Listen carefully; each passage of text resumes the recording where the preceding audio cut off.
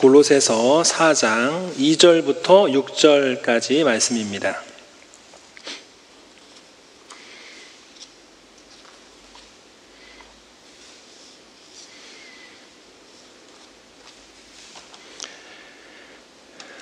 골로새서 4장 2절부터 6절 다 같이 함께 한 목소리로 읽겠습니다. 시작. 기도를 계속하고 기도에 감사함으로 깨어 있으라. 또한 우리를 위하여 기도하되 하나님이 전도할 문을 우리에게 열어주사 그리스도의 비밀을 말하게 하시기를 구하라. 내가 이 일 때문에 매임을 당하였노라. 그리하면 내가 마땅히 할 말로써 이 비밀을 나타내리라. 외인에게 대해서는 지혜로 행하여 세월을 아끼라. 너희 말을 항상 은혜 가운데에서 소금으로 맛을 냄과 같이 하라. 그리하면 각 사람에게 마땅히 대답할 것을 알리라. 아멘. 할렐루야. 오늘 이 기도 시간에 나온 여러분 주님의 이름으로 환영합니다. 우리 옆에 분에게 기도하면 주님이 응답하십니다. 인사하겠습니다. 기도하면 주님이 응답하십니다. 응답하십니다. 아멘.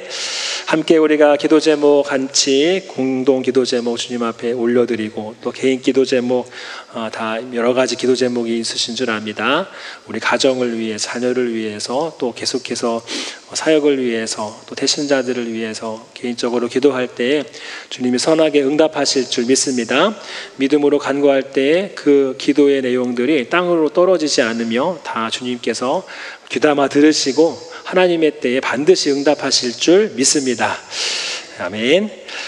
우리가 지난 주일에는요 누가복음 말씀을 나눴어요. 그래서 탕자의 비유, 그러니까 사랑하는 아버지의 마음에 대해서 살펴보았고요. 그 전주가 이제 골로새서 말씀을 나눴어요. 그래서 기억이 나실지 모르겠지만은 뿌리를 깊게 내려라.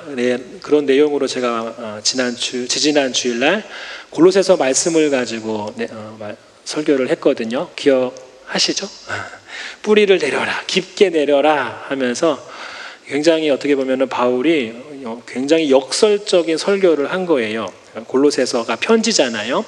어디에서 쓴 편지예요? 감옥에서 쓴 편지예요. 그래서 갇혀있다, 매였다 이런 표현들이 이 골로새서에 많이 나오는데 지금 감옥에 있다는 뜻이거든요. 골로새 교인들을 향하여서 편지를 썼는데 뿌리를 깊게 내려야 된다 하면서 뿌리는 밑으로 향한다. 그곳이 바로 우리가 지켜야 할 위치다라고 지지난 주일날 말씀을 나눴습니다. 세상의 학문들은 어디로 올라가요? 위로 올라가요. 더 높은 곳. 다른 사람보다 내가 더 뛰어나야 돼. 내가 더 월등해야 돼. 이게 세상적인 학문이거든요. 중간에 보면은 그러한 학문들이 많이 나와요. 그 당시에 철학이 유행했거든요. 예수님 오시기 전부터 철학자가 많이 등장을 해요. 아리스토텔레스, 플라톤 하면서 이상을 추구하면서 사람들이 그냥 본능에 맞게 살아간 게 아니라 좀 더 이상적인 인간이란 무엇인가, 좀 더 다른 사람과 차원이 다른 그러한 인생은 무엇인가, 어떻게 살아야 인간다운 인생을 살 수 있는가, 그런데 관심이 많았어요. 철학자들이 많은 내용들을 이제 제시를 합니다. 자기가 생각한 것들을. 그리고 그대로 이제 추구하며 살아가는 사람들은 다른 사람들보다 차원이 다른 이제 인생을 산다 해가지고 자기의 우월성을 그 당시에 많이 이렇게 드러내려고 해요. 그런데 바울은 뭐라고 말합니까? 그 세상 학문들은 위로 올라가려고 하는데 우리는 뿌리를 내려야 된다. 역설로 표현한 거예요. 밑으로 뿌리를 예수님께 깊게 내려서 우리가 신앙생활 해야 된다. 그것이 오히려 가장 높은 하늘의 지혜다. 이렇게 바울은 얘기를 하고 있습니다. 오늘 우리가 4장 이제 골로새서 마지막 장 부분인데요. 권면의 내용입니다. 제가 한 가지 팁을 드리면은 성경 말씀을 볼 때 뭐 복음서든 사도행전이든 서신서든 간에 그 당시에 글 쓰는 사람들의 특징이 있어요.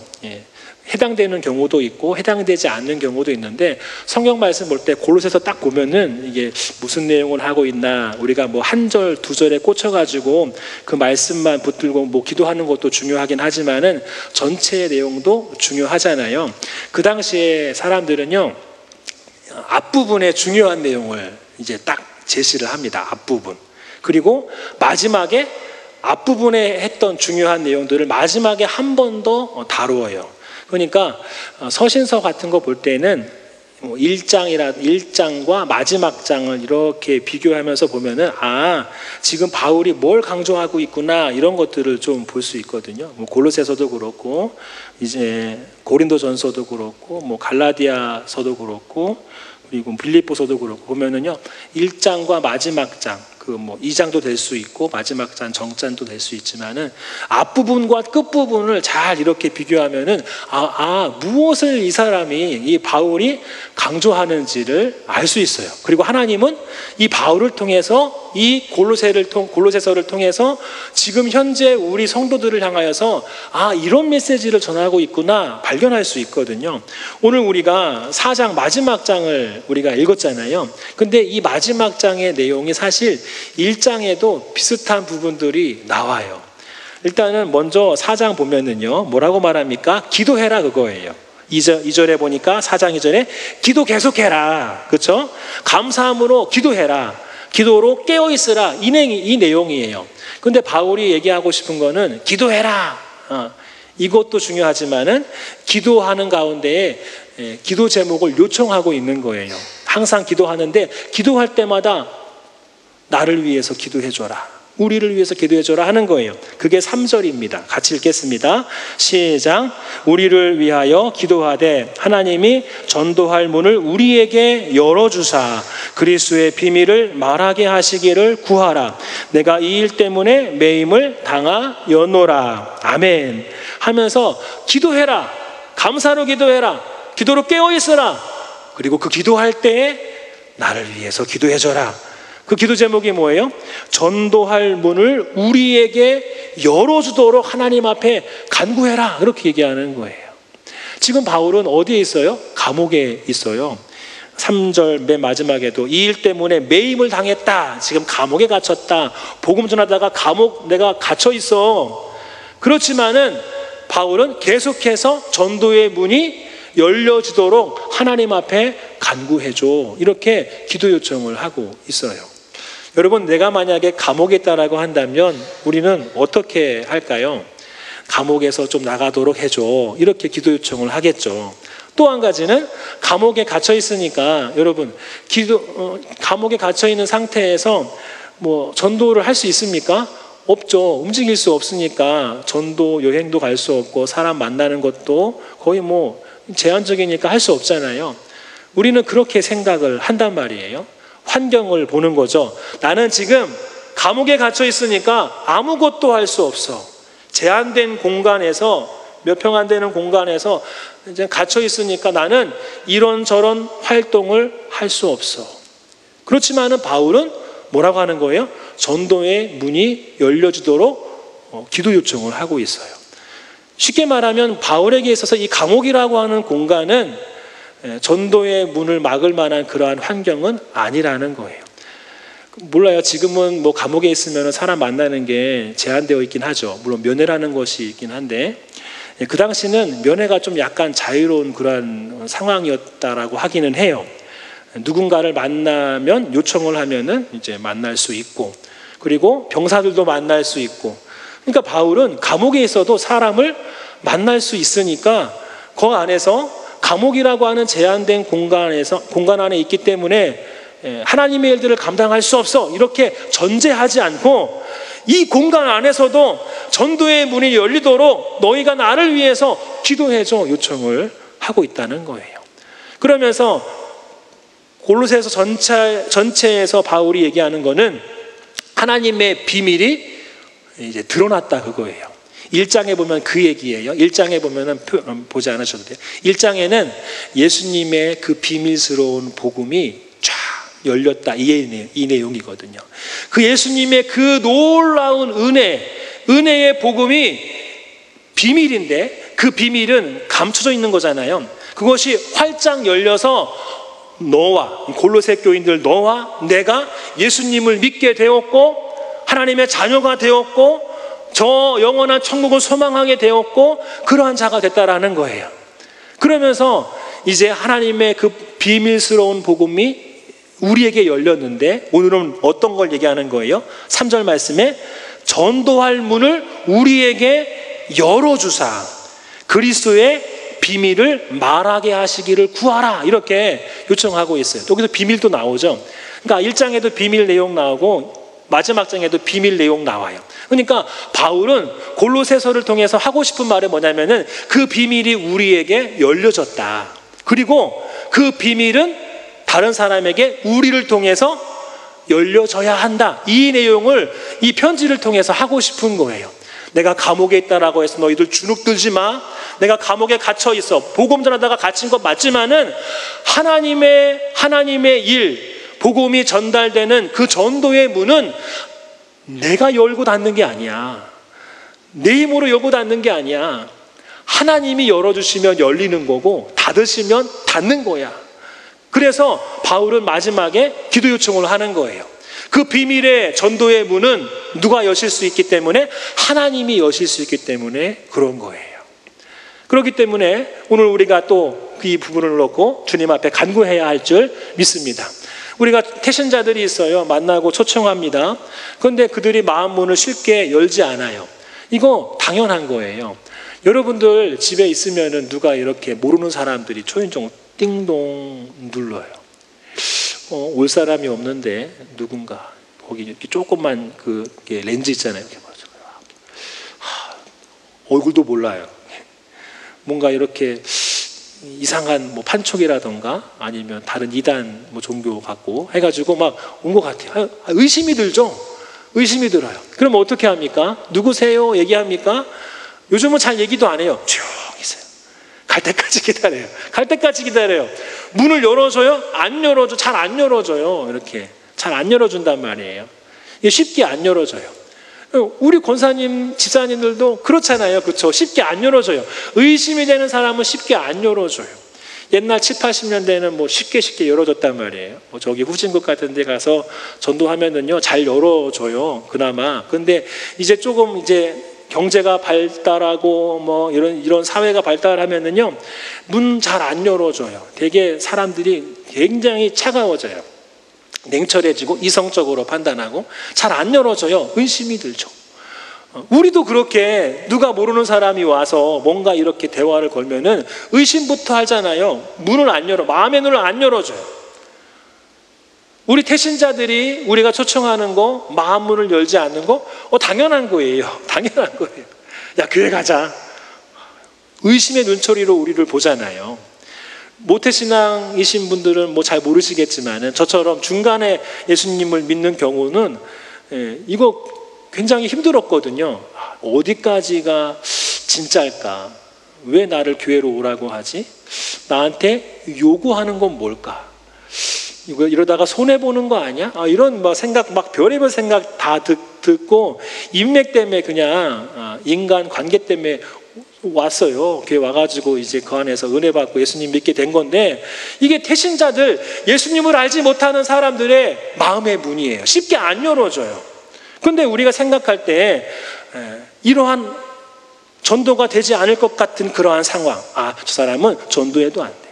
저 사람은 마음의 문을 안 열어줘. 내가 초청해도 저 사람은 듣지 않은 사람이야 하면서 전도가 안 될 상황을 보고, 그리고 그들의 마음의 문을 그들이 열지 않는다라고 생각해서 낙심하면서 바쁘다라고 저 사람 핑계대고, 싫다고 핑계대고, 귀찮다고 핑계대고, 이런 핑계 저런 핑계 대면서 막 거부하는데 그 사람이 마음의 문을 열지 않는다라고 우리가 그렇게 생각을 한단 말이에요. 그런데 오늘 말씀은 그 모든 상황들, 환경뿐만 아니라 태신자들의 그러한 마음뿐만 아니라 여러 가지의 상황에 있어서 그 모든 전도의 문을 누가 연다라고 하는 거예요? 하나님이 여신다. 하나님이 여신다. 그러니까 우리의 판단도 틀린 거예요. 환경 때문에 전도가 안 돼. 태신자들의 마음의 문을 열지 않아. 우리들의 판단이죠. 이것도 어떻게 보면은 바울은 잘못됐어, 이렇게 얘기하는 거예요. 전도할 문을 우리에게 열어주사. 이게 주어가 이제 하나님이 되시는 거죠. 하나님이 열어주시면 전도할 수 있게 된다라는 거예요. 물론 그들이 마음 문을 활짝 여는 것이 중요하긴 하지만은 그 상황들 안에서 하나님은 모든 계속해서 연결되어져서 그들에게 이제 접촉이 이루어지고 그들을 만날 수 있게 되어지고 그 안에서 내가 복음을 전할 수 있는 상황이 주어지고 하는 그런 모든 것들이 이제 하나님에 의해서 열려진다라고 바울은 믿고 있었던 거예요. 이것을 우리에게 지금 이 말 오늘 금요 기도회를 통해서 말씀하시는 줄 믿습니다. 야, 하나님이 열어주시면 모든 상황들이 쫙 열려질 수 있어요. 바울은 심지어 감옥에서조차도 감옥을 지키는 사람들까지도 만나면서 전도하잖아요. 하면서 예수 믿으라고 너와 내 집이 예수님 믿으면 구원을 받아 하면서 만나는 사람마다 다 전도한단 말이에요. 어떤 믿음이 있기 때문에 하나님이 열어주셨구나. 어디에 있어요? 바울은 감옥에 있어요. 감옥에 있지만 누가 지나가다가 그 감옥 앞에 지나가면은 바울은 이런 고백을 했을 거예요. 하나님이 열어주셨구나. 바로 말 걸었겠죠. 누가 면회를 왔어요? 하나님이 지금 이 사람에게 전도하라 하나보다 하는 거예요. 모든 상황 안에서 바울은 그런 믿음이 있기 때문에 오늘 골로새 교회를 향하여서 기도 요청을 합니다. 전도할 문을 우리에게 열어주사 그리스도의 비밀을 말하게 하시기를 간구한다. 제가 바울이라고 한다면요 이런 기도 요청했을 것 같아요. 1번 기도 제목, 이 감옥에서 나가게 해달라고 했을지도 몰라요. 근데 바울은 그런 기도 제목이 아니에요. 감옥에 있어도 전도의 문이 열릴 수 있으니까, 하나님이 하시면 열릴 수 있으니까 그 열리도록 너희가 기도해줘라. 그리고 3절 맨 마지막에 뭐라고 합니까? 내가 이 일 때문에 매임을 당했어. 그러니까 이렇게 이런 믿음으로 복음 전하다가 감옥에 갇혔어 하는데 감옥에서 풀어달라고 합니까? 그런 말은 없어요. 오로지 바울의 관심은 전도의 문이 계속해서 열려지기를 간구하고 있어요.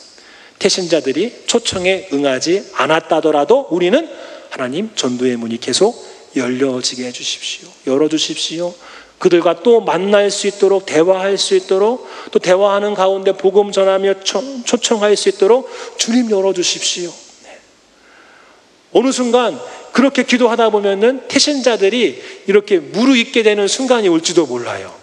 그렇죠? 무르익게 돼요. 그 순간 한마디, 우리 교회 나가서 신앙생활 할까 하면은 그동안 무르익어가지고 그래 볼까? 이런 마음이 확 들어올지도 몰라요. 그게 내가 한 게 아니라 하나님의 때거든요. 타이밍이에요. 그렇게 해서 길을 열어주시는 거예요. 하면서 하나님이 하시는구나라는 믿음을 가지고 우리가 지난주에 추청주의를 했지만은 계속해서 우리 마음속에 품은 영혼들을 위에서 중보기도 하고 섬길 수 있는 저와 여러분 되기를 주님의 이름으로 축복합니다. 우리는 쉽게 상황 때문에 바울의 감옥에 갇혀 있는 것처럼 상황이라고 하는 전제로 하나님의 역사를, 하나님의 그 능력을 제한하는 경우가 많아요. 하나님이 하시면 하시는데 이런 상황 때문에 이 말은 뭐냐면은 하나님도 못하셔 이런 고백일 수밖에 없잖아요. 상황 탓하면은 하나님은 내가 이러한 상황에 있어도 하나님은 이거 아무리 하나님이라고 해도 이러한 상황에서 하나님은 일하실 수 없어. 이런 고백과 뭐가 다르겠습니까? 그렇죠? 하나님이 하시면 하십니다 라고 한다면 환경 탓하면 안 되겠죠. 어떠한 상황 탓하면 안 되겠죠.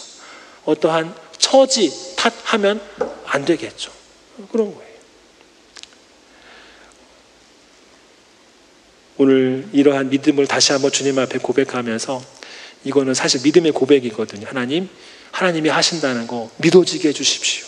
그리고 태신자들 계속해서 주님 앞에 올려드리면서 영혼을 품는 자가 바로 성도라고 저는 믿습니다. 하나님 그 영혼들을 위해서 계속해서 전도의 문, 오늘 말씀한 것처럼 전도할 문을 계속해서 열어주십시오 하면은 주님께서 열어주실 줄 믿습니다.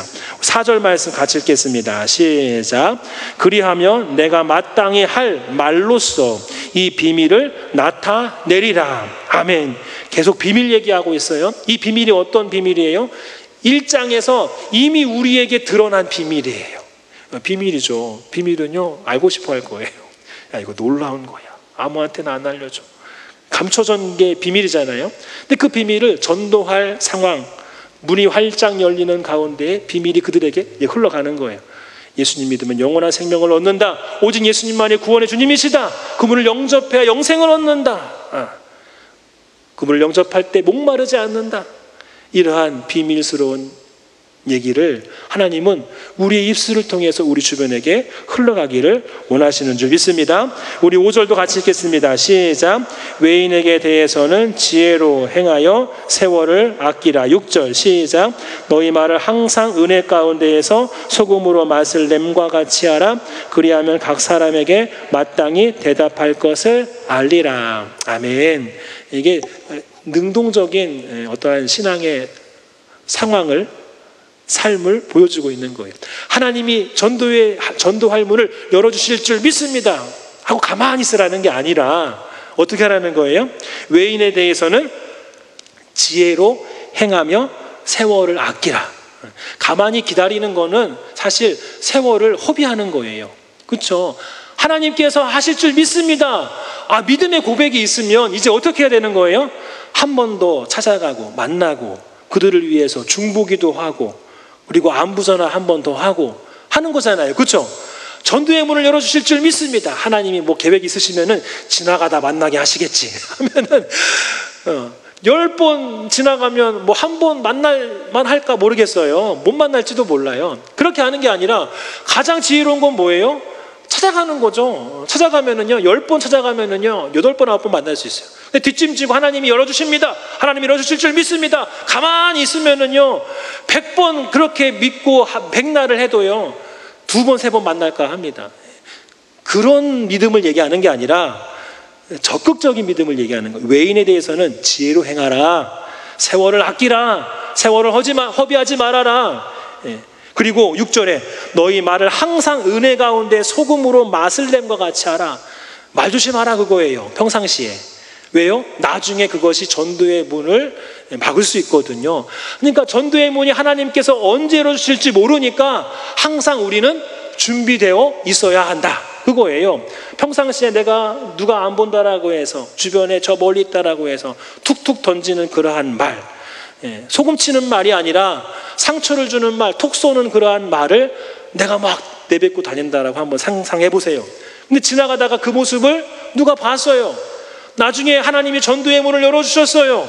그 사람을 만나요. 우리 신앙생활 해볼까? 하면은요, 그 사람 머릿속에는 뭐가 기억나요? 야, 저번에 저 사람, 야, 말을 어떻게 저렇게 심하게 할 수 있지?